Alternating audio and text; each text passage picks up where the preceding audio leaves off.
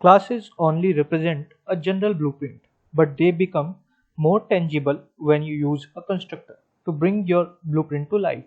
To create trees from our tree class, we will need to add a special type of function called a constructor to construct our tree object. To create a constructor, we will use the class name tree. We don't need a return type because the name of the function tree counts as the return type as well. Since tree is the class name, this classify it as constructor. To build a tree, we will need to know what its height, diameter and tree type should be. This means we will need to add inputs to the constructor so that we can construct a custom tree with the appropriate height, diameter and type. Of course, the body of the function doesn't do anything yet. We will need to set up the tree we are building with the appropriate values.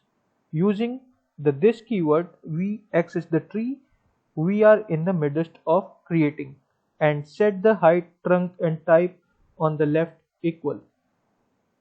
So here I will pass on the parameter that I'm going to use in this tree.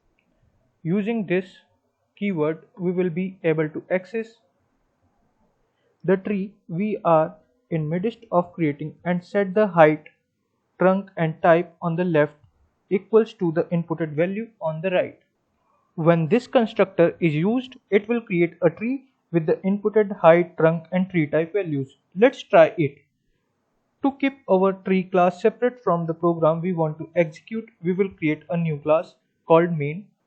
So I will be creating a new main method, or let's say a new main class in which I will be executing these steps that I have defined in my tree.java class. So let's say I am creating a main class in which I will be accessing all the values from my tree. So here I will write public static void main. Here I will access my tree. So I'm using the constructor of my tree class that I have defined. So here I will pass on the values that I need to pass for my tree. And then I will use system.out.print to print the values of my favorite tree. We have created our first tree, so we will be able to access all the elements of my favorite tree using this method. I will run this and let's see what we got as an output. So I'm able to access the variable, the tree type. By adding a constructor to our tree class and using the constructor in the main method, we were able to create our first tree in code.